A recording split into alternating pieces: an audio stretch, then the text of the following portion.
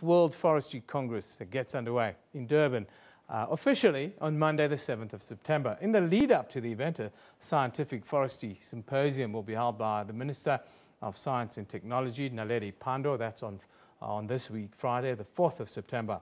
The Congress will see a variety of high-level plenaries involving local and visiting ministers, as well as a host of heads of international agencies. This year's key debates will deal with international forest and water dialogue, climate change, South Africa's working on fire program, the media's role in mobilizing political support, and wood energy in Africa, to name a few of the points. Now, I'm joined this morning by the Secretary General of the World Forestry Congress here in South Africa, Mr. Trevor Abrams. Good morning to you, sir. Good morning, Eben. How are you doing? I'm very good. I'm very good today. It's very difficult to deal with climate change and rhinos dying and all sorts, but it's nice to see that you're at least mobilizing. Yes, I mean, we're very happy to be hosting this event. It's in fact the first time in Africa that the World Forestry Congress comes here since 1926. It's been held every 6 years, but this is the first time in Africa. Crucial times for Africa's environment. We see drought, we see all kinds of climate change scenarios. Why is this World Forestry Congress going to be so important for the African continent? I think the Congress is assuming a very important role in broad global policy making, because as you've said, you know, it's taking place in the context of climate change, and there's no longer debate about climate change. We're living it. We're seeing the fires, we're seeing the droughts. Right now there's a report that the El Nino will be the worst ever this year coming up. So it's a very important moment for us because, as you may know, forests do present a mitigating force in climate change. It absorbs carbon dioxide, it releases oxygen. So it's a critical component of ensuring sustainability for the planet and certainly for Africa in general. Is there a difference between natural forest and man-made forests in that context? There's a very big difference in terms of the natural forest and obviously plantation forests. And each have a particular role. You know, I think, you know, one of the issues that you mentioned that also has to come into play is the issue of water. So where one does, you know, engage in plantation forestry, it has to be balanced in terms of the water needs and the type of species, etc. But it's a critical part of our economy. I mean, if you look at our housing, our roof trusts all come from our forests. Yeah. And if that were not to be there, the cost of housing would in fact go up significantly. Yeah. So it's part of our life. We sit on forests.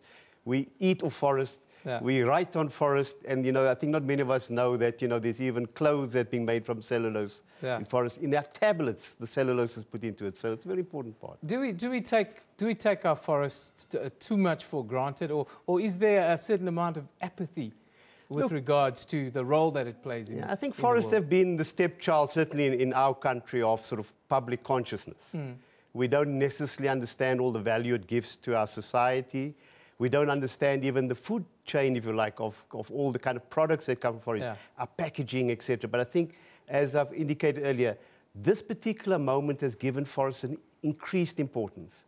Because we're confronted by this effect of climate change, the carbon emissions. And this is our carbon sink. This absorbs our carbon, you know. So it is a very important, and by and large, governments world over have, you know, not because it's a natural asset. It's a natural asset, occurring asset. Up north, where they harvest their natural forests, they don't plant. They just go on to harvest and move on. And it grows back again. And that's why our timber is so expensive. We have to actually plant it. Maybe that is a discussion point. But the seriousness of this matter is really put forward, and government is taking it very seriously, this Congress. The President is going to be there. The head of the AU is going to be there. It's serious business, really. Yes, it's a very serious Congress. Our President is opening the Congress, and the outcome of this Congress, which is in fact a broad church of bodies, you know, it's government, it's industry, it's civil society, it's students, academics, is to take the consensus to the UN General Assembly, where they're debating the post-2050 Sustainable Development Goals, the COP21 in Paris, the climate change talks, and also the FAO Council in December, also in Rome. So it's literally feeding into the global policy making.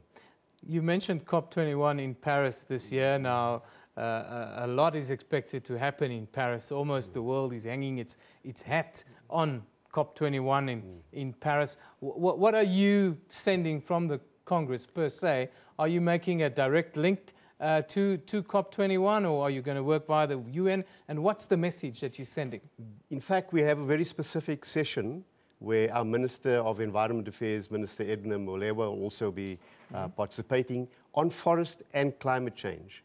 So obviously, the kind of conclusions, the kind of sentiments that are going to be part of the platform that this Congress is going to, in fact, take to Paris in a very direct manner. Do we need to change the way we think on the African continent around forests and trees in particular? And what should that change be, and where should we start implementing? Well, you know, Africa is fairly well endowed in terms of forest, particularly the central part, you know. So as we often hear about the Amazon, this is our big carbon sink here. Unfortunately, it hasn't had the kind of policy attention that it deserves. And in fact, there are areas where there's serious plundering of Africa's hardwood going, many of it going unprocessed towards the east at the moment. So this conference is, we hope, in the Africa Day segment, we're going to be highlighting the particular challenges facing Africa, alerting the kind of policy imperatives to our policymakers and government, and hopefully from that we'll get a more sustained attention and policy framework for ensuring sustainability of forests, because I think that is the game. We are not, this is not about don't touch our forests. We're talking about managing our forest in a sustainable manner. Sustainability, it's a buzzword of the 21st century. We need to create for what comes after us. The ultimate consumer of all time is humanity, isn't it? Mr. Abrams, thank you for joining us today. Trevor Abrams is the Secretary General of the World Forestry Congress. It's being held in Durban, and I can tell you we will pop in there once or twice more over the next 7 or 8 days to get an update, what's happening, what the discussion points are. There's some interesting discussions. One of them I'm quite interested in is the media's role in mobilizing political support for our forests. Yes, there's a role for all of us to play, but let's